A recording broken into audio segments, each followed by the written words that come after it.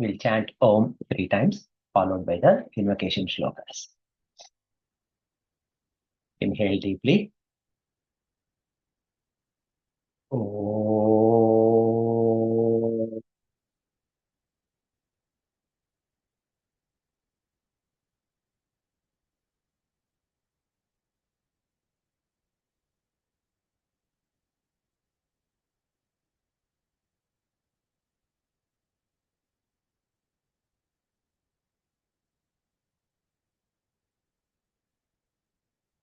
Om.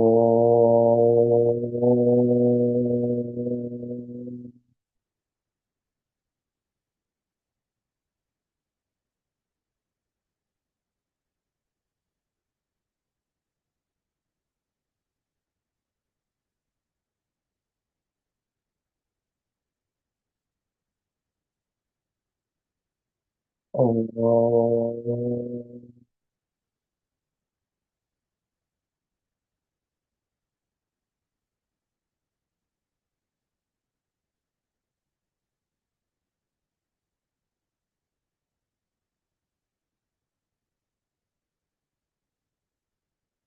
Om Sahanavavatu Sahanau Bhunaktu Sah Viryam Karavavahai Tejasvinavadhitamastu ma Vidvishavahai. Om Shanti Shanti Shanti. Samasta Jana Kalyane Niratam Karunamayam Namami Chinmayam Devam Sadgurum Brahma Vidvaram Sadgurum Brahma Vidvaram. Bring all. No, sorry. Good morning, all. Is there- My screen said something else. So we are covering the chapter 7 of Bhagavad Gita. Now, in chapter 7 of Bhagavad Gita, what we are seeing is that Bhagwan started saying his glory because it is about a. This is where in chapter 7 the glory of Bhagwan has started. Right, until first 6 chapters, it is all about. It is about you as an individual, as a jiva. From starting from chapter 7 onwards, it is about the Lord, the nature of the Lord. Now, in here, I know, like, it looks like our last session was on November 7th. So, is it like November 7th actually? Like, it is, no, actually, no, we covered up to 17th, so November 24th. November 24th. Yeah, November 24th. Sorry about that. So in here, what we started saying is that Lord has started saying that I'm going to tell the knowledge. I mean, like, I'm going to reveal the knowledge about me in such a way that it is going to be uh, as if it is your own direct personal understanding. Okay. Now, when that has been said, obviously, so that's why it is called as Jnana Vijnana Yoga. In Jnana Vijnana Yoga, what did he started saying? He started saying that uh, I am everything in this world. There's nothing other than me in this world, right? Because whatever you see as material world, the entire material world is me. Not only that, the if you're looking at the jiva, I mean the sentience aspect, that is also me. In case if you think that there could be something else other than me, there's nothing else. Now, if you are unable to see me in my real essence, right, understand that whatever object you take, whoever person you take, whatever thought or quality or anything that you take in this world, what makes that object, whatever the quality of that object is, that quality is me. I mean, the glory of that object is me. And he has started saying that, for example, if you think that you visualize a strong person, I am the strength in the strong person, because when the strength is removed, he cannot be called a strong person anymore. Now, if you are thinking about a person who has a desire, as long as it is a dharmic desire, understand that desire is me.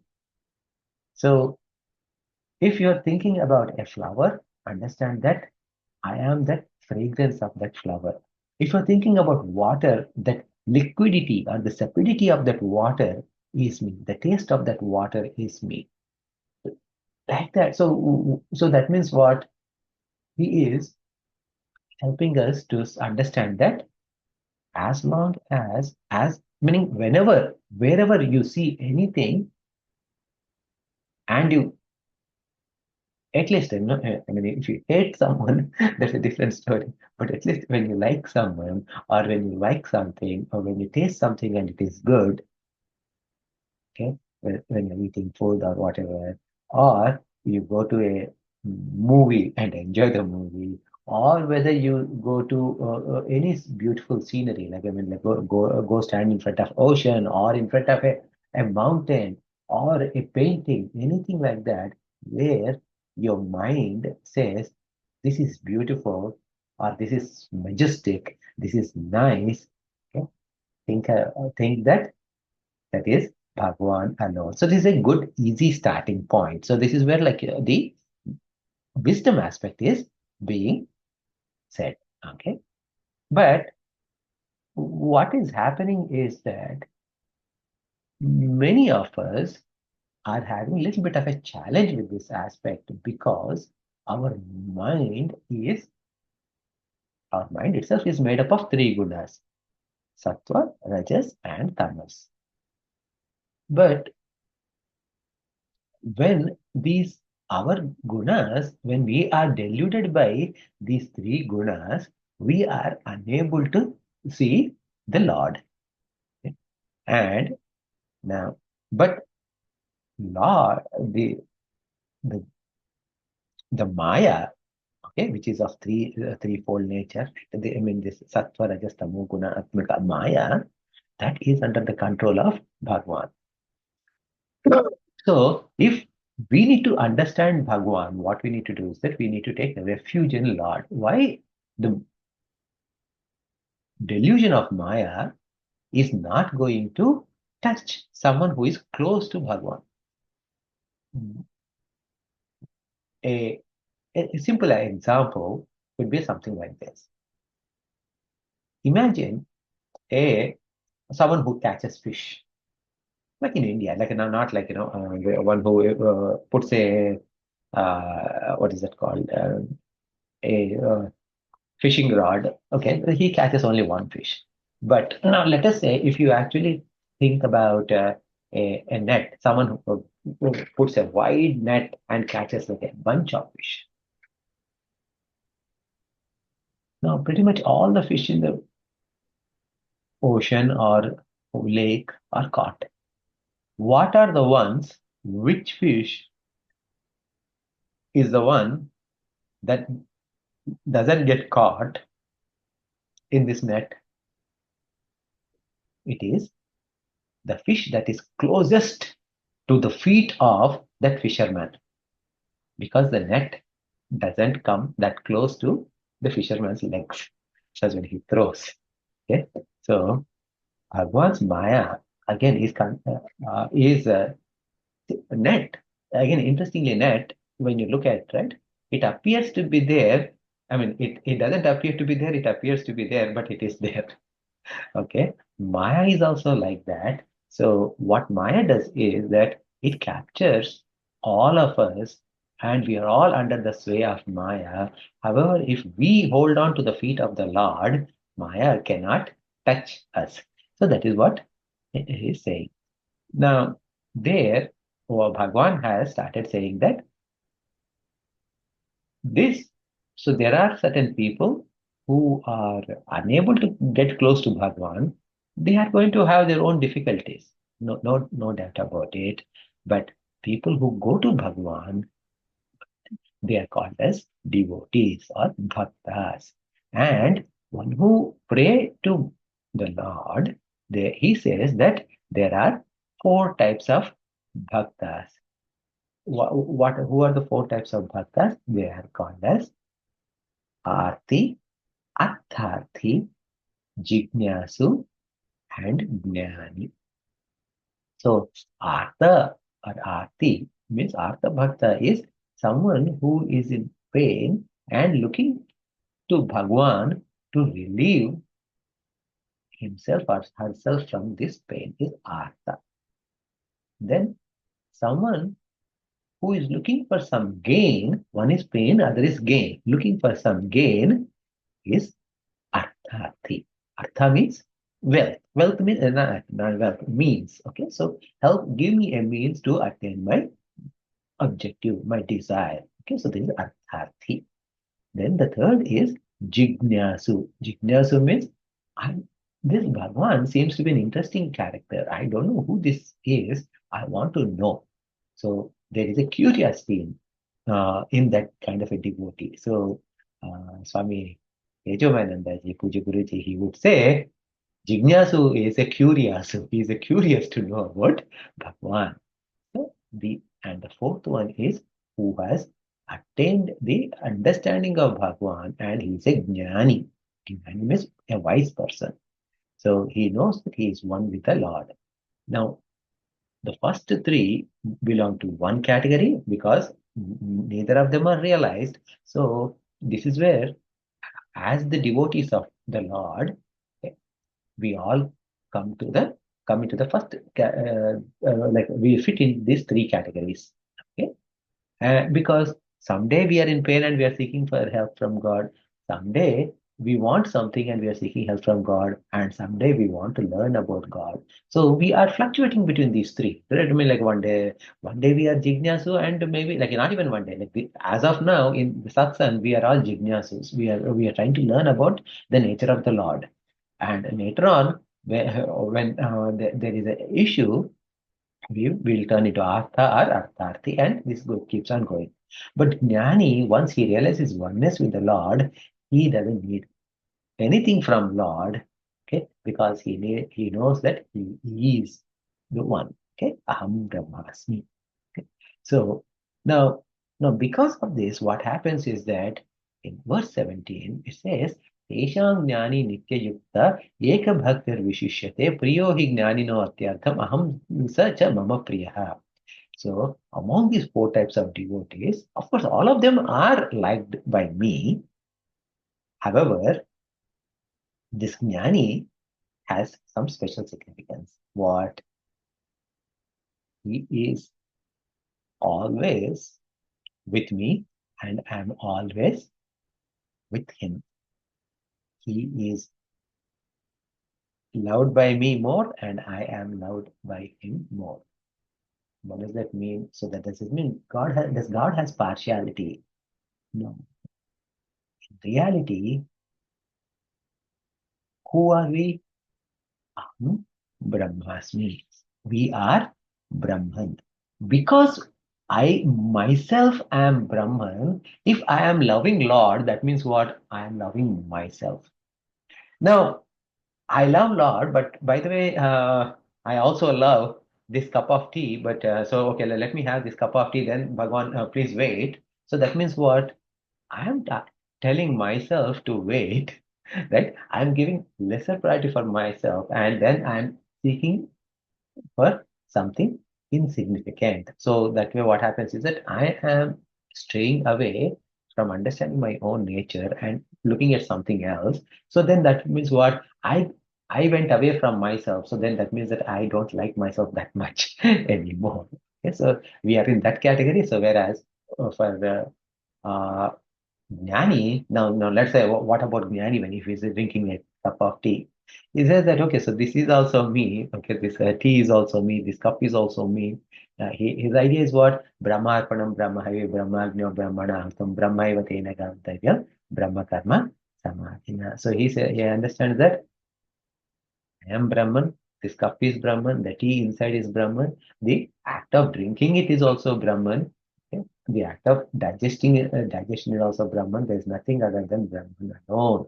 So when that kind of a thought is there, whatever he is doing, even in day-to-day work, okay, he he is always Sthirachitta, right? So in chapter 2, we call him as Sthita Prajna, whose wisdom is solidified and unshakable. And his wisdom is that I am one with the Lord, and Lord is everywhere. I am Lord Himself. So this kind of understanding is there. Because of that, it even though the sentences here in this shloka appears to be somewhat partial, that God is partial to Jnani, we need to understand the real import. So this is where we are. So any questions before? I know like we haven't met for a couple of weeks, primarily because of vacation, and then later on because of uh, my sickness, etc. So I want to verify any. Do you have any questions?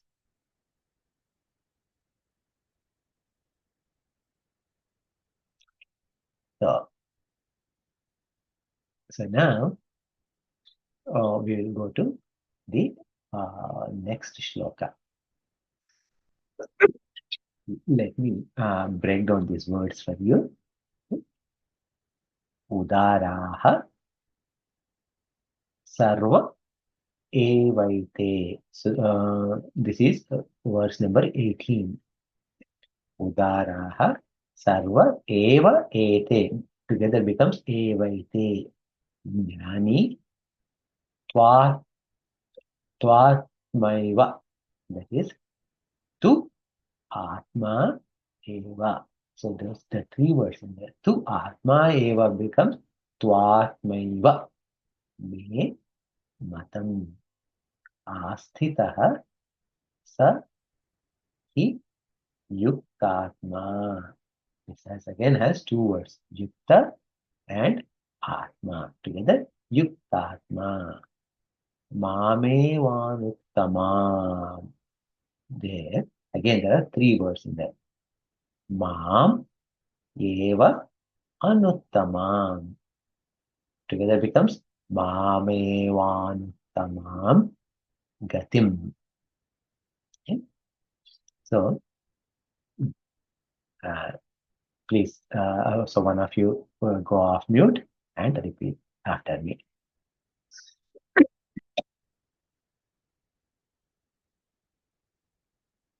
Okay, thanks, Hari. Udara sarva evaite Udara sarva evaite Jnani tvatmaiva me matam jnani tvatame matam Asthitas sahi yuktatma asti tasagi yuktatma Mamevanuttamam gatim. mameva nanattumam gatim. So, in the previous shloka, when Bhagwan said that I love, I love all the devotees, however, I think uh, uh, this particular devotee, Gnani, is exceedingly dear to me, okay, and I am dear to him. And when that is said, it is kind of like the other devotees feel like they are thrown under the bus. So Bhagwan has to do a damage control mode, right? In case all of your parents, if you ever make a mistake of telling your kids that you love one of them better than the other, it is going to be tough thing. So you need to go get into a damage control mode and fix it immediately. So that's what Bhagwan is doing. Right?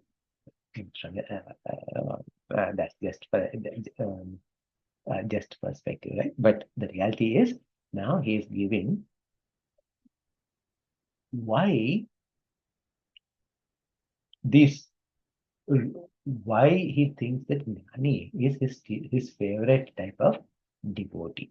Actually, he gives four reasons why Jnani is better than the other three.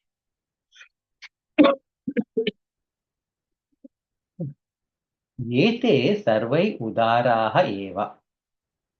So, all four types of devotees, he considers as udaraha. Udaraha means what? Udara.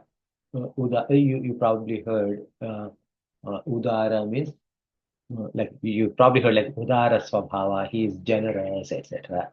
And in the Sanskritam, it is more closer to someone is at a higher level. Ut, ut means higher. Okay, so that's the root word. Ut means higher. So one who has reached that higher state, utkrushta sthiti. Okay, so all these four devotees are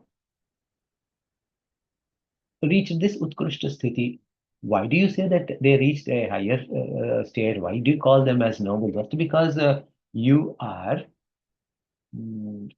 you like God, that means that they are in a higher position? The answer is yes. Why? Because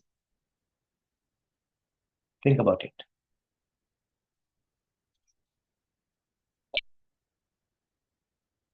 A Jivan Mukta Purusha. Say, imagine, let's say, Swami Chinmayananda, or Ramakrishna Paramahamsa, or Ramana Maharshi ji is coming to Boston or Orlando. Okay? How many people will go there to see them? Let's say 100,000 people. Now they're coming there for not 1 hour lecture, but a week-long discourses. Okay, they're giving week-long discourses. Then first day maybe it is 100,000. Second day it would be 50,000. By the time it is seventh day, it will be like 4,000, 5,000 people. That's a max. Okay, that's a max. I mean, that too if it is a place like India. If it is a place like actually like if you think about like a place like Boston or Orlando, first day it will be maybe up to 600, 700 people. By third day or fourth day, it will be less than 100 people, 50 people, 60 people. That's all they will be showing. Why I'm saying all of this is even when a Jivan Mukta Purusha is there and they come next door to us, not when people show up, because people are not Udara, means they haven't reached that Utkrishta Sthiti. But on the other hand, compare they're like the same Ramana Maharshi or Swami Chinmayananda with someone like Shah Rukh Khan or now Allu Arjun or someone like that, where is the most crowd? So that is why to get the devotion to the Lord itself, that means that you have done something better. Whether you are doing it now or you have performed actions with Ishvara Arpana Buddhi. And if you have devotion to the Lord, okay, whether you're Arthati or the what you call Jignasu, it doesn't matter, okay? We still, all of us have gained some level of purity of mind, Chitta Shuddhi. We all have the knowledge of the Lord in one way or other, okay? As like, okay, we understand that, okay, so Bhagwan has a particular form or Bhagwan, okay, so that is, okay, so for someone, it is Bhagwan means Lord Rama alone is Bhagwan. For someone, Lord Krishna alone is Bhagwan. For some, it is Jesus Christ alone is Bhagwan. It doesn't matter, okay? So this is all like, when we say like that, it is all with Maya Upathi, Saguna Brahma, okay? They understand the Lord as Saguna Brahma or Some other people understand, if you're studying Vedanta, etc., you understand that Bhagavan is Nirguna Brahma. So, because of this, all the devotees are Udara. They are already at a higher state. Because devotion to the Lord is very rare. Okay.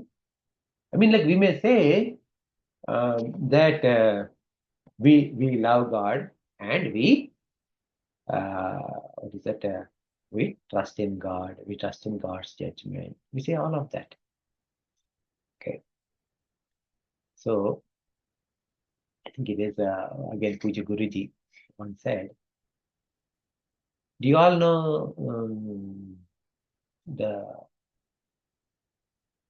um, Aarti, like the Aarti that we sing at the end of all pujas? I mean, even in our Bal Vihar, we sing this. Not Gurudev Aarti, but the other one. The tune is not coming to me right away. Jai Jagadish Jai Hare. Jagadish Hare. Thank you. Om Jai Jagadish Hare. Swami Jai Jagadish Hare. And what is the last verse? It says, मेरा क्या लागे तन मन धन सब तेरा सब कुछ है तेरा तेरा तुझको अर्पण क्या लागे मेरा. So that means that this tan man dhan means like my mind, my body, my money, all of this belongs to you. I'm giving away all this to you. Okay? What am I losing? Because everything belongs to you anyway. Now, if you have sung this song today or yesterday or whenever, you should never be able to sing this song again, ever again. Meaning with right bhava, okay, with the right meaning, with the right feeling, you cannot sing that song second time ever. Because when you sang for the first time, you already did surrender everything to Lord. Now, once you surrendered everything to the Lord, what else is remaining next time for you to sing that song? Okay. Now, he also says that as bhaktas, we say we trust in God. Then once we say we trust in God, then what happened? When we say that we trusted in God,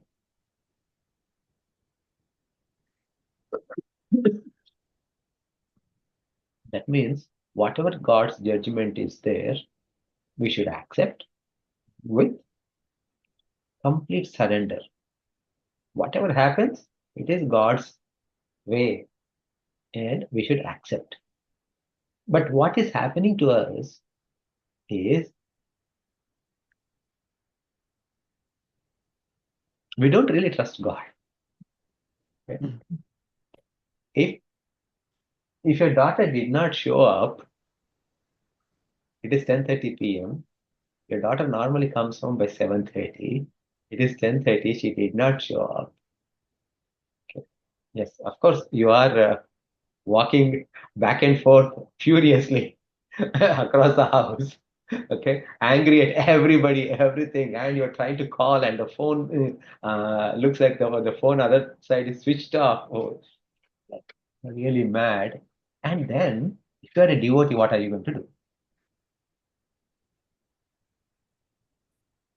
If you're a devotee, it's a question. Okay, so if you're a Pray. devotee, You pray you pray, saying what? that your daughter is hasn't come home. What happened? Why? So we pray for her safety. Okay. Now this is a common experience for all of us. Okay, for everyone in the meeting. Okay.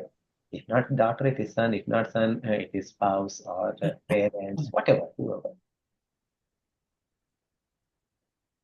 So if you have trust in Bhagavan, what are you telling him? He doesn't know what he needs to do. You just accept. So what we are doing is that We are not listening to what Bhagwan is trying to tell us. Rather, we want to tell Bhagwan what he should do. Okay? In that act of prayer to Bhagwan, what you are saying, Bhagwan, I mean, like, you're not specifically saying that. Okay? You're not really uttering those words, but the implication is simple. I'm not sure, Bhagwan, whether you are doing your job correctly or not. But in case if you forgot your duty, let me remind you, it is your duty to take care of my daughter. You better take care of her now. So in this case, where is the trust in Bhagwan for us?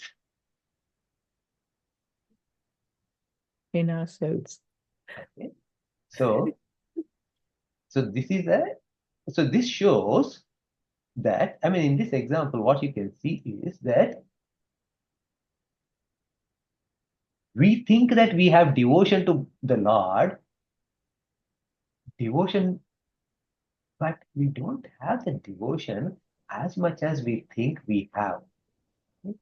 We haven't surrendered to the Lord. That shows. I mean, this is like when we think I'm not talking about the people who say like I don't trust in God. I'm talking about the people who say I trust in God and who does pujas every day, who does uh, the study Vedanta regularly. All of that. That's what those are the type of people I'm talking about, right? Even among us, that devotion, that surrenderness to the Lord is tough. So Bhagavan says, Mad Bhajanam Durlabham. Okay. So this is an important aspect. So we need to think about it. Now, coming back to the shloka. Sahi Yukta Atma. Now, this Lord is calling us Jnana Bhakta. Jnani as Vishishyate because he has, Vishishyate means he's special. Because he is Sahi Yukta Atma, meaning he is ever united with his Atma. That means that his mind and Atma are united. That means what his mind is reveling in Atma. Because whatever you call, you take Lord Rama, Krishna, Ishvara, like the any other names, right? Durga Ma or Jesus, Allah, or whoever, whatever names you take, at the end of the day, we have a saying in Sanskritam, Sarva Devata Namaskaran Keshavam Pratigachati. All, whoever you pray to, all of them go to the same Lord. Even in this chapter also, we'll come to that similar statement. Okay? As who? As Ishvara. All the namaskaras are going to Ishvara. Now, God is Ishvara and I am Jiva. What is the difference between God, Ishvara and Jiva? Brahman with entire cosmic Maya, identified with the entire cosmic Maya, is called as Ishvara. Brahman associated with a little bit of Upadhi called as Stula Sukshma Karana Shariras, the package of subtle body, causal body, subtle body, and physical body, that is called as Jiva. Now, if you remove the identifications at the macrocosmic level and at the microcosmic level, what remains is Brahman alone. So, understanding this, Jnani is always united with Atma. Atma means self. Self in me, same as self in you, as in self in everyone. And that self itself is Atma. That Atma is itself is Paramatma. And that Paramatma itself is Brahman. So when the mind is united with that, so that is why he is excellent. That is one reason. The other reason he gives is Mame Vanuttamam Gatim Asthitaha. Uttamam na asti iti anuttama.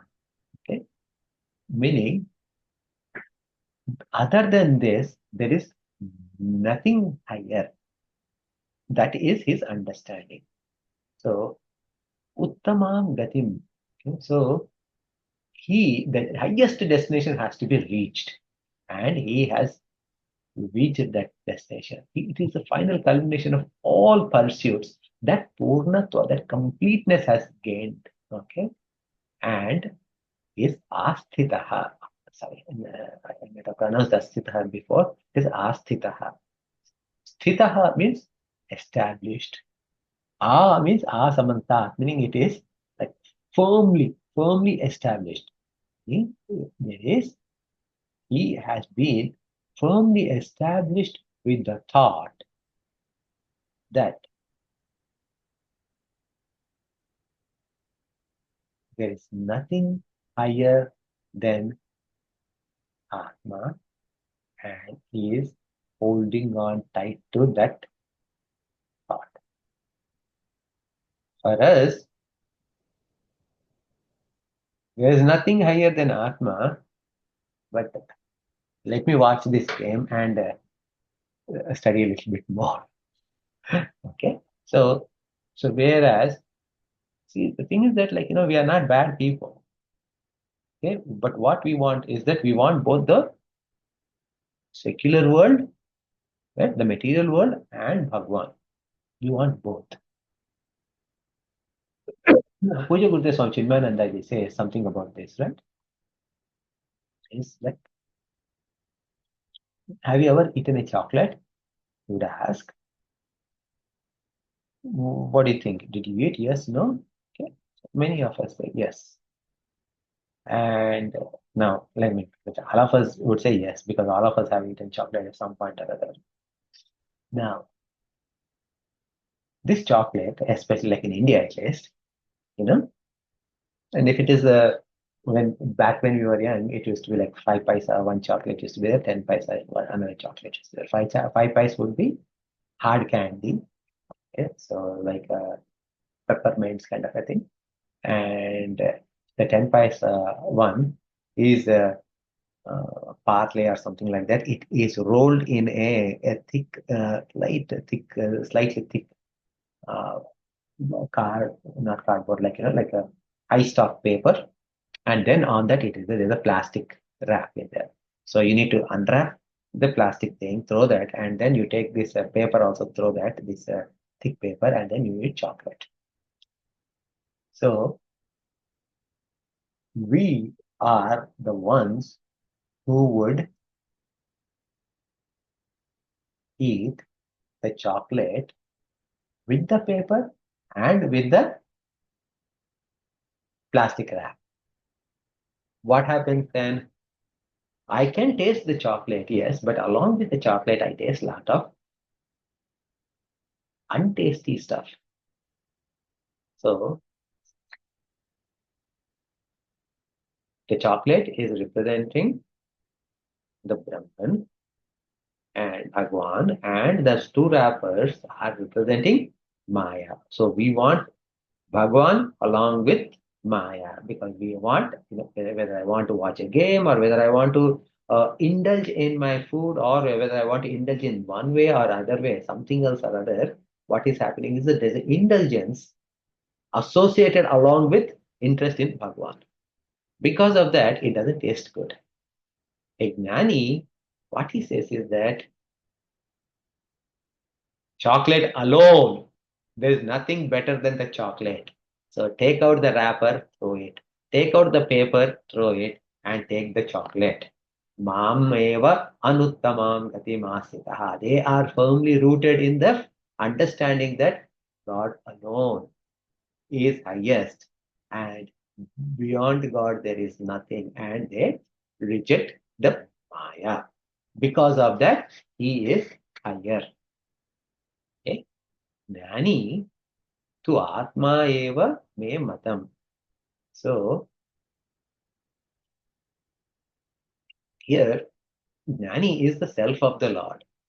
Even though the whole world is the self of the Lord, Jnani though knows this and can feel this. Winning what? Again, as I said earlier, right?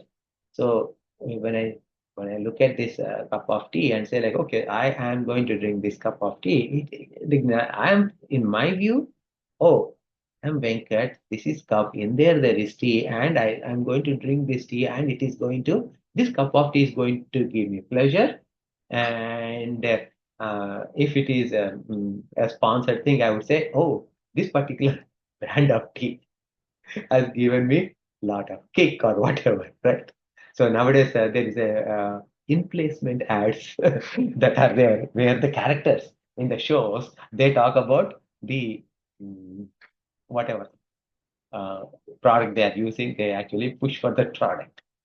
So whereas Gnani's thing is what? Okay, this part of the Lord needs some kind of a what is it called? Digestive stuff. So this is also Brahman. Inside is also Brahman. Brahman is enjoying Brahman, and Brahman goes and Brahman uh, helps Brahman. That is how their thought is. So that is why Lord's love for Jnani and Jnani's love for Lord both are infinite and complete. Yet the other types of three bhaktas, we will come there. It is just a matter of time. Okay, so that is what is discussed in the next verse. Okay, so because even to come to this point, we have taken several births, including the effort that we put in this life. So we will get knowledge that the God alone is all of this, and we will become Jnani and we will reach the Lord. So that is the uh, promise that the Lord is saying. Okay, so let us chant that shloka quickly. By the way, like, do you have any questions based on what we talked so far?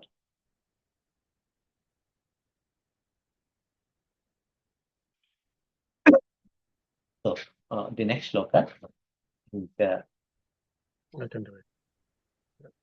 Bahunam Bahunam Janmanam Janmanam Ante. Ante Janmanam and Ante together becomes Janmanam Ante. Jnanavan Gnanavan Mam Mam together becomes Jnanavan Mam. Prapadyante. Prapajyate. Sorry, Prapadyate. Sorry, thank you. No problem. Yes, sir. Okay. Vasudevaha Vasudevah Sarvam iti. Sarvam iti So that Sarvam and iti will become Sarvam iti. Sa Sa Mahatma Mahatma Sudurlabha. Sudurlabha. Okay. So the words in here are simple. Bahunam Janmanamante Bahunam Janmanamante Jnanavan Mam Prapadyate Gnanavan Mam Prapajyate Vasudeva Sarvamiti Vasudevah Sarvamiti Samahatma Sudurlabha. Samahatma Sudurlabha. Okay. So now the purpose of this shloka is to encourage us, to tell us that no matter where we are, I have to reach the state of jnani. Today I may be artha or artharthi or jignasu. Still, as a devotee, as a bhakta, I am connected with the Lord. Lord's touch is incomparable, and His touch will take me to the highest state. So this is what Bhagwan is trying to give guarantee through this shloka. Okay. So here he says, Bahunam Janmanam Ante. Bahunam means lot of Janmanam births come and gone. That means what? That we had several lives that have passed for all of us to get where we are in our current state about our connection with God. Now, no matter what the reason, the moment I connect to the Lord can lift me up.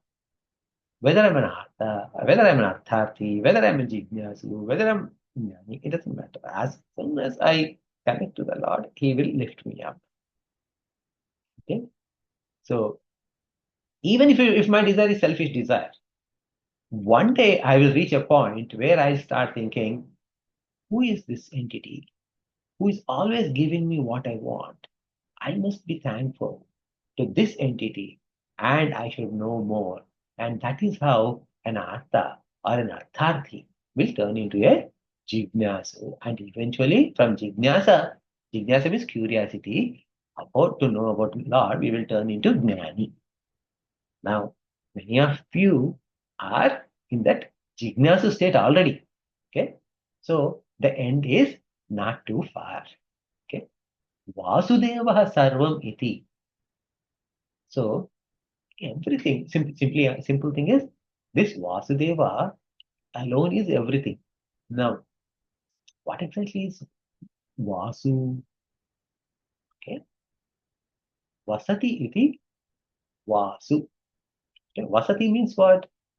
One who stays is called as Vasu. Stays what? Where?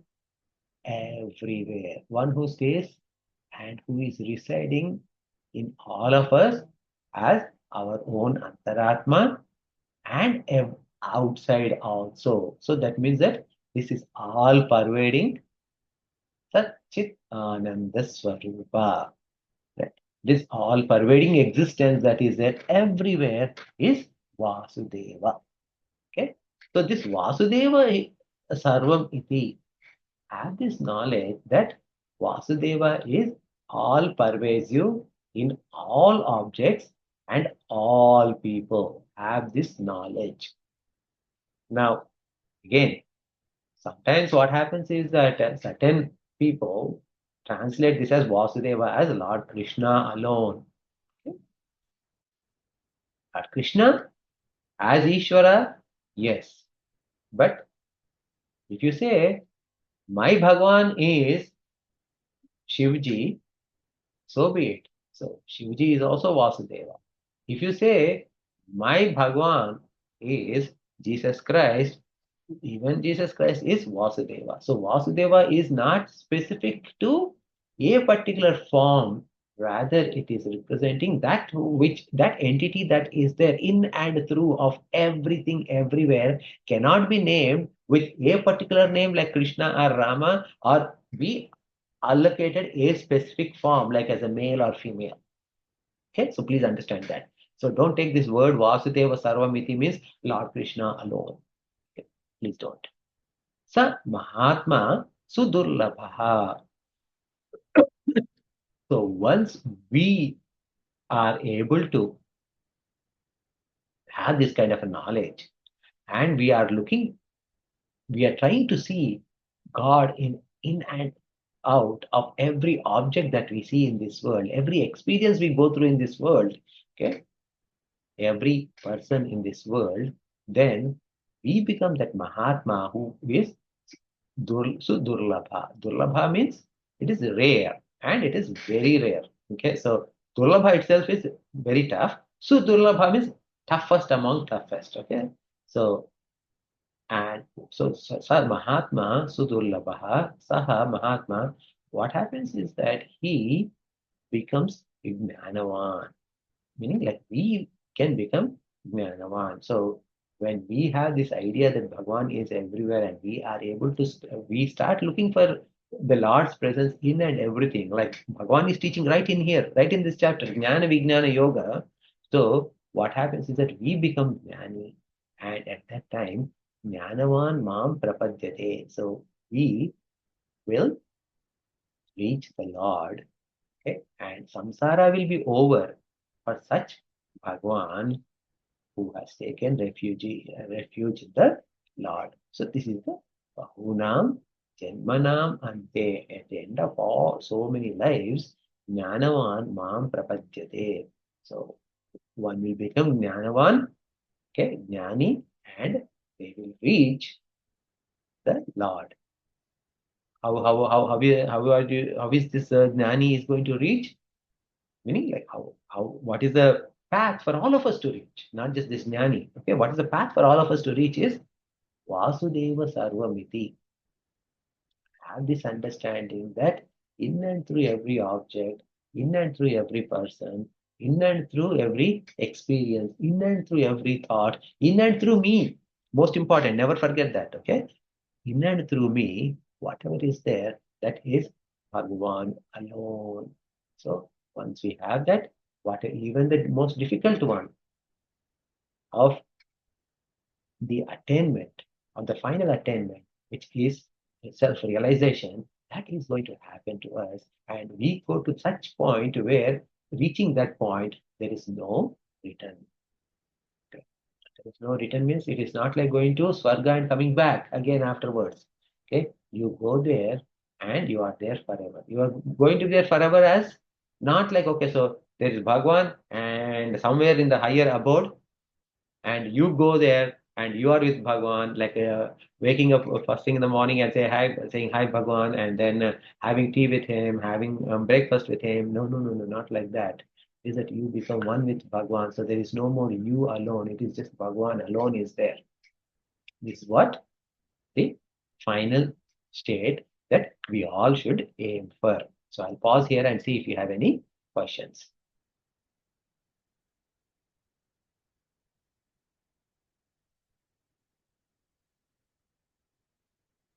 Okay. So then, if there are no questions, let us conclude. Oh.